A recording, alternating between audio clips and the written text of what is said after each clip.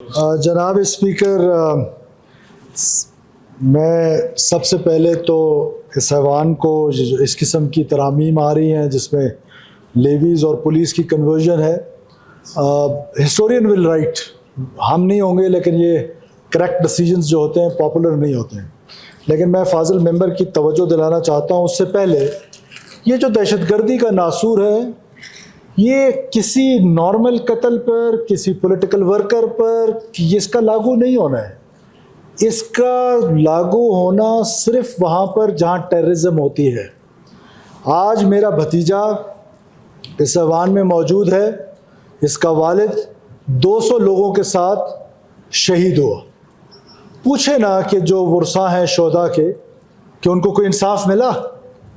आज member Fazal member के अपने हलके में एक शख्स जिसने 8 पंजाबी मजदूरों के सर पे गोलियां मारी जो बारबर्स थे और जनाब मौलाना साहब के अपने गांव के रहने वाले लोग थे जो बाहर से आए थे, और वहां पर उनके सरों पे गोलियां मार के उनको बेदर्दी के साथ कत्ल कर दिया गया। और उसको, उस मुल्जिम को हमारे इदारों ने, हमारी सिक्योरिटी एजेंसीज ने, हमारी पुलिस ने एक दिन के अंदर अंदर गिरफ्तार कर लिया। 3 महीने तक वो वहां रहा। 3 महीने में फाजिल जज साहब पेशी देने के लिए तैयार नहीं थे। ये जो टेररिस्ट एक्टिविटीज होती हैं, टेररिज्म होती है, जब स्पेशल सर्कमस्टांसेस होते हैं तो जनाब स्पीकर स्पेशल मेजर्स लेने पड़ते हैं। और ये सिर्फ पाकिस्तान ने नहीं, सिर्फ बलूचिस्तान ने नहीं, आप दुनिया में देख लें कि जो उन ममालिक में जहां पर आज हम कहते हैं कि एक वो डेमोक्रेसी है, अमेरिका जैसे मुल्क में 9/11 हुआ, उन्होंने किस अंदाज से स्पेशल लॉज बनाए अपने लिए। फिर उसके बाद 7/7 हुआ ब्रिटेन में, उसमें फिर आपने देखे कि कैसे स्पेशल लॉज बनाए गए स्पेशल सर्कमस्टांसेस के लिए। फ्रांस में टेररिज्म हुई, विद इन 1 डे उनके पार्लियामेंट ने कानून बदला। तो स्पेशल सर्कमस्टांसेस में ये फेसलेस कोर्ट्स, ये सबसे इंपॉर्टेंट है। ये जो दहशतगर्दी की जंग है, जो लोग ये सोचते हैं कि आज मैं तो इससे मुबर्रा हूं, याद रखें कि यह हर घर में आएगी। जब आएगी, जो धरती जलती है, जो सीना जलता है, उस सीने से आज पूछे कि उस सीने पे क्या गुजर रही है। जो लाशें उठाते हैं उनसे पूछे कि क्या गुजर रही है। ये तो हमने बैठ के सिर्फ तकरीरें कर लेनी है, अपने फेसबुक ऑडियंस को खुश कर लेना है, शाम को गैलरीज को खुश कर लेना है। ऐसे सर्कमस्टांसेस में ऐसे कानून बनाने पड़ते हैं आपको। कहीं पर यह नहीं लिखा हुआ है इस कानून में कि आपको अख्तियार नहीं दिया गया उसको वकील सफाई के पास। वकील का, जो सफाई का वकील होगा, उसके सामने वो पेश होंगे जो गवाहान होंगे। ऐसा नहीं है कि गवाहान व्हाट्सएप पे होंगे। फेसलेस कोर्ट्स होंगी, कोर्ट्स जज होंगे, यही जज होंगे, पर मालूम नहीं होगा कितनी। मैं आपको एग्जांपल्स दे दूं, आप भूल गए हैं 2009 में जो मेरे दोस्त यहाँ पे नसीराबाद के लोग बैठे हुए हैं, जज साहब का नाम मैं भूल गया हूं। क्या उनके घर पे हैंड ग्रेनेड हमला नहीं हुआ था? और उस हमले के 6 दिन बाद 60 के करीब भुगती दहशतगर्दों को रिहा कर दिया गया। क्या ये हमारे तारीख का हिस्सा नहीं है? क्या हमें अपने जजेस को प्रोटेक्ट नहीं करना? क्या हमें अपने प्रोसिक्यूटर्स को प्रोटेक्ट नहीं करना?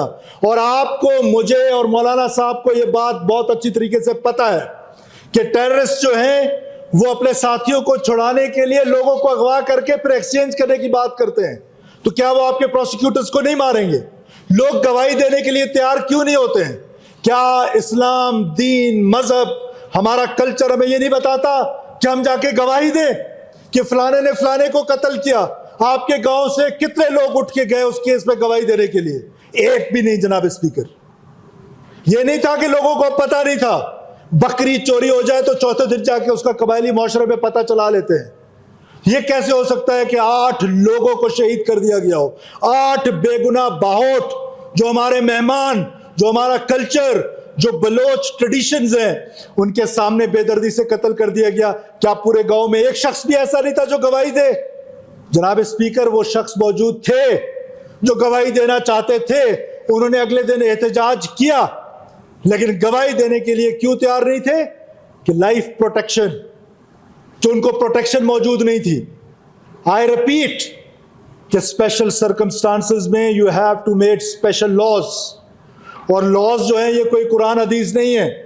आप आए, मैं दोबारा दावत देता हूं आपको कि आप आए हमारे साथ बैठे, जहां जहां आपको जरूरत है। ये मिसिंग पर्संस का issue for last many many years, हमारे ये जो दोस्त हैं, I don't want to name anyone, जो हमारी पॉलिटिकल पार्टीज हैं, उन्होंने इसको अपना पॉलिटिकल कैपिटल बना लिया है। इन्होंने अपना इसको प्रोपेगेंडा टूल का हिस्सा बना के पॉलिटिकल कैपिटल के लिए उसको यूज करते हैं। क्या किसी ने इसको कभी रिजॉल्व करने के लिए कोई कोशिश की है? कितनी बार हुकूमतों में लोग यहाँ रहे हैं, मेंबर्स रहे असेंबली के, हुकूमतों को सपोर्ट करते रहे, 10-10 अरब रुपए फंड्स लेने के लिए तो ठीक थे, लेकिन क्या गवर्नमेंट से कभी नेगोशिएट किया कि इसका परमानेंट सोल्यूशन क्या है? जनाब स्पीकर, हमने किया। क्या हम इन मिसिंग पर्संस को फॉर एवर इस इशू को रिजॉल्व करना चाहते हैं? कैसे? जो भी शख्स गिरफ्तार होगा, इमीडिएटली उसकी फैमिली को, हमने लॉ में लिखा है कि इमीडिएटली उसकी फैमिली को इन्फॉर्म किया जाएगा, इमीडिएटली मजिस्ट्रेट को इन्फॉर्म किया जाएगा। लेकिन हमने उसका, ये जो हार्ड कोर टेररिस्ट होते हैं ना, ये एक दिन में ब्रेक नहीं होते हैं, और ये लेवीज और पुलिस के बस की बात नहीं है कि टेररिस्ट को जो है, हार्ड कोर टेररिस्ट को ब्रेक करें और उसकी प्रोसिक्यूशन करें। और मैंने आपको एग्जांपल्स दे दी, कितनी एग्जांपल्स दूं? और लिहाजा ये स्पेशल सर्कमस्टांसेस है, उसके लिए स्पेशल लॉज बनाएंगे, मिसिंग पर्संस का मसला हमेशा के लिए खत्म कर देंगे इन लॉज के जरिए इंशाल्लाह ताला। और दहशतगर्दी का शिकार हम सब हुए। सबसे ज्यादा मैं खुद आपके सामने एक टेररिस्ट का विक्टिम बैठा खड़ा हूं, और हमारे दोस्त हैं, हमारी पार्टी, हमने अपनी महबूब लीडर को इस दहशतगर्दी का शिकार होते देखा है। तो क्या हम दहशतगर्दी के खिलाफ इस जंग में लीड ना लें? ये लीड पार्लियामेंट ले लेनी है जनाब स्पीकर। जब तक पार्लियामेंट लीड नहीं लेगी, ये दहशतगर्दी की जंग जो है, इसको जीता नहीं जा सकता है। और पार्लियामेंट ने लीड, क्या मुझे ऐसा महसूस होता था कि जब हम हुकूमत पे आए, हमारी हुकूमत आई, हमें ऐसा महसूस होता था कि जैसे हमारी ब्यूरोक्रेसी ने, हमारी पुलिस ने, हमारी लेवीज ने, हमारी जुडिशरी ने, हमारी इंटेलिजेंसिया ने, हमारी मीडिया ने, इन सब ने इस लड़ाई को डाइवोर्स कर दिया है कि लड़ाई इज बिटवीन फौज एंड सो कॉल्ड बलोच सरमचार्स। No, the state is mine too, the state is yours too honourable speaker. ये स्टेट हम सबका है, ये स्टेट को हम इतनी आसानी से तोड़ने नहीं देंगे इंशाल्लाह ताला। और हम इस पे लीड लेंगे, हम कानून साजी करेंगे। ये कानून साजी करना, ये बलूचिस्तान के लोगों ने हमको ये मैंडेट दिया है, ये कानून साजी करना। अभी आप तंजिया अंदाज में बात कर रहे थे, किसकी मेहनत है? वो एसीएस होम बैठा हुआ है, पूछे उससे हलफ देके कि कितनी दफा मेरे पास आए इस लॉ पे बैठने के लिए। We sat there for many many hours कि किस तरीके से मिसिंग पर्संस के मसले को हल करें, किस तरीके से जो एक्स्ट्रा जुडिशियल किलिंग्स हैं अगर हो रही हैं तो उनको किस तरीके से रोका जा सकता है। अच्छी प्रोसिक्यूशन से, अच्छे लॉ से हम अपने कोर्ट्स को स्ट्रेंथन करें, प्रोसिक्यूशन को स्ट्रेंथन करें, सो दैट कानून के मुताबिक दहशतगर्दों को सजा मिले। ये कानून किसी सियासी वर्कर के लिए नहीं बना है जनाब स्पीकर। अगर ये किसी सियासी वर्कर के लिए बना है तो सबसे पहले सरफराज बुगटी उसके खिलाफ खड़ा हो जाएगा, और ये सारे दोस्त उसके खिलाफ खड़े हो जाएंगे। ये हमारी जमात का मंशूर नहीं है, ये हमारे दोस्तों की जमात का मंशूर नहीं है। हमारा मंशूर दहशतगर्दी को रोकना है। दहशतगर्दों के आगे हम सरेंडर होने के लिए तैयार नहीं, हमने ये फैसला कर लिया। जनाब स्पीकर, मैं लास्ट में ऑनरेबल मेंबर्स के साथ कोई रिबटल नहीं चाहता हूं। इन्होंने कॉपी का जिक्र किया, फसल का जिक्र किया, और एक टेलीग्राम में शायद एक आर्टिकल भी छपा है।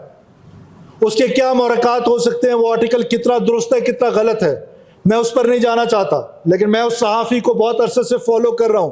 वो बहुत एक मोतबर किस्म का सहाफ़ी है जिसने ये आर्टिकल लिखा है।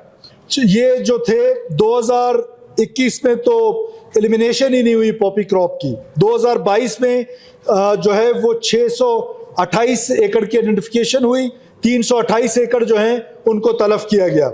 उसके बाद 2023 में 205 एकड़, 2024 में 1275 एकड़ आइडेंटिफाई हुए और 715 एकड़ उसमें से एलिमिनेट किए गए। 2025 में रिकॉर्ड 36,109 एकड़ तलफ किए गए, और उसमें सबसे बड़ा रोल हुकूमत बलूचिस्तान का था।